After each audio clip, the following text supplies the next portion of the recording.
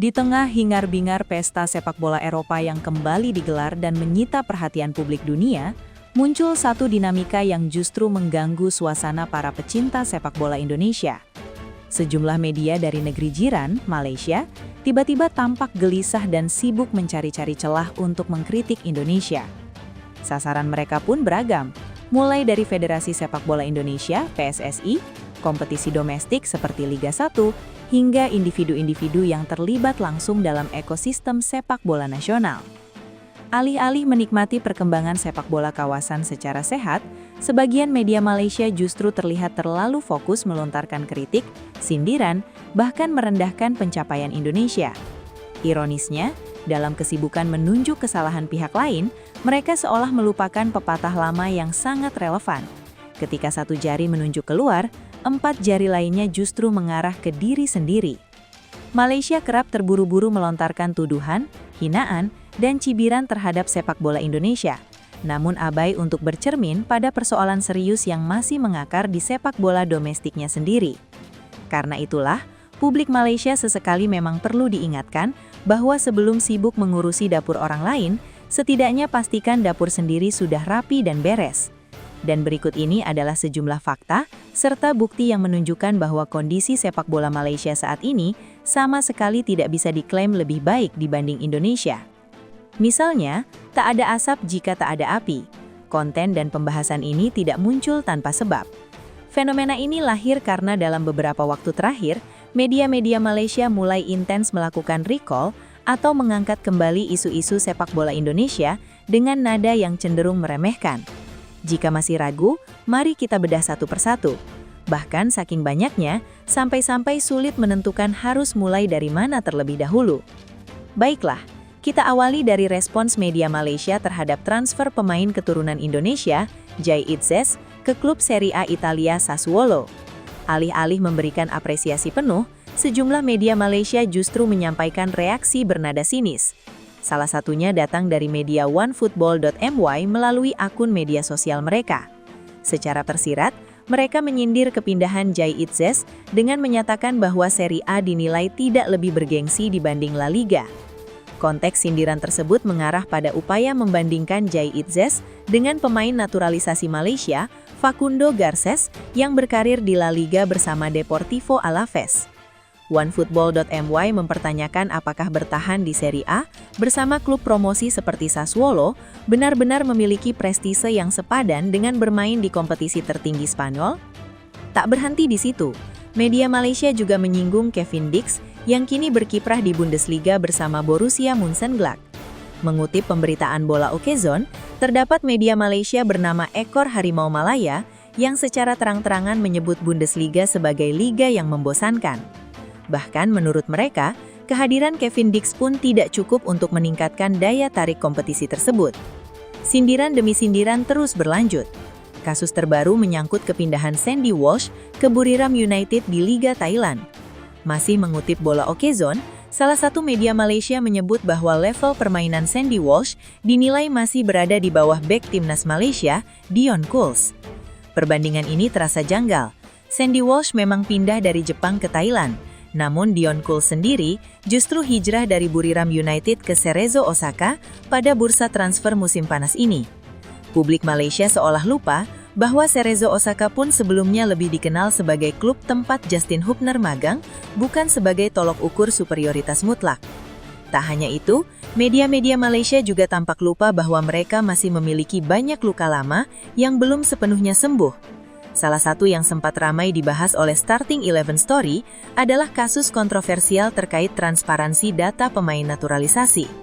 Federasi Sepak Bola Malaysia sempat menjadi sorotan tajam publik setelah mengambil langkah cepat dalam proses naturalisasi sejumlah pemain berdarah Amerika Serikat. Proses tersebut menuai kritik tajam karena dianggap terlalu tertutup dan minim keterbukaan informasi, terutama terkait asal-usul dan kelengkapan dokumen. Dikutip dari Jawa Post, pengacara olahraga Malaysia, Zafri Aminur Rashid, menegaskan bahwa kurangnya akses publik terhadap dokumen naturalisasi berpotensi meningkatkan risiko pelanggaran regulasi FIFA. Dampaknya tidak main-main. Malaysia kala itu nyaris dijatuhi sanksi berat, mulai dari larangan mengikuti kompetisi resmi hingga tahun 2027, hingga denda yang nilainya bisa mencapai puluhan miliar rupiah. Beruntung, isu tersebut berhasil diredam setelah Ketua Umum FAM, Johari Ayub memberikan klarifikasi. Ia menegaskan bahwa seluruh proses naturalisasi telah diverifikasi oleh FIFA dan para pemain terkait memiliki dokumen yang sah sesuai ketentuan internasional. Masalah tak berhenti di level timnas senior. Timnas Malaysia U23 pun ikut terseret ke pusaran kritik. Dikutip dari CNN Indonesia, skuad Harimau Malaya Muda menjadi sasaran hujatan publik negaranya sendiri setelah gagal melaju ke semifinal Piala AFF U23. Padahal sejak awal turnamen, Timnas Malaysia U23 datang dengan rasa percaya diri tinggi. Target semifinal, bahkan juara, digembar-gemborkan secara terbuka. Namun kenyataan di lapangan berkata lain. Alih-alih tampil garang, permainan mereka justru terlihat tumpul. Malaysia dipastikan tersingkir setelah hanya mampu bermain imbang 0-0 melawan Timnas Indonesia U23 pada laga terakhir Grup A. Hasil tersebut membuat mereka finish di peringkat ketiga dengan catatan 1 kemenangan, 1 hasil imbang dan 1 kekalahan. Fans yang sebelumnya terlanjur jumawa pun akhirnya harus menelan rasa malu. Untuk melampiaskan kekecewaan, kritik pun mengalir deras.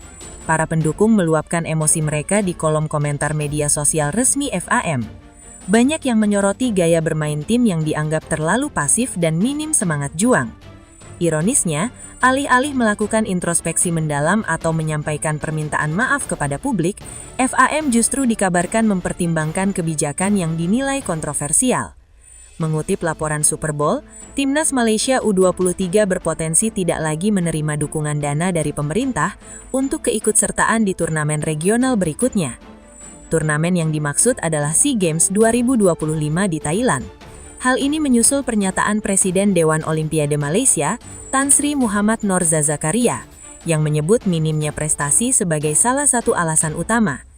Kebijakan ini pun memicu perdebatan luas, karena dikhawatirkan akan memukul mental para pemain muda dan mengganggu persiapan menuju kualifikasi Piala Asia U23 yang dijadwalkan berlangsung September mendatang. Beberapa pekan sebelum polemik ini mencuat, citra sepak bola Malaysia juga sempat tercoreng akibat keputusan mundur mendadak dari turnamen CAFA Nations Cup 2025. Mengutip lansir bola.com, turnamen tersebut akan digelar di September dan Malaysia awalnya dijadwalkan hadir sebagai tim undangan.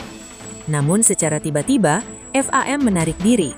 Pelatih Harimau Malaya Peter Klakamovski beralasan bahwa pengumpulan pemain, kesiapan fisik, dan pertandingan di luar kalender FIFA dinilai tidak realistis.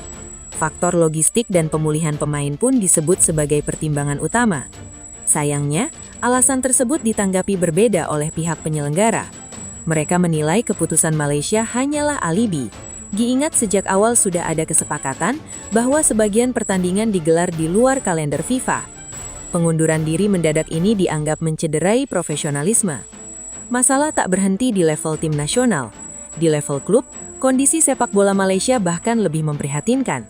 Menurut laporan Super Bowl, sejumlah klub Liga Super Malaysia tengah menghadapi krisis finansial serius. Data AFC mencatat setidaknya 5 klub menunggak gaji pemain hingga 6 bulan. Beberapa klub bahkan memilih mundur dari kompetisi musim depan. Salah satunya Perak FC yang dilaporkan hanya mampu membayar sekitar 20% dari total gaji musim lalu. Akibat kehabisan dana, Perak FC pun resmi pamit dari Liga Super Malaysia musim 2025-2026. Dari rangkaian fakta ini, terlihat jelas bahwa sepak bola Malaysia masih memiliki banyak pekerjaan rumah yang belum terselesaikan.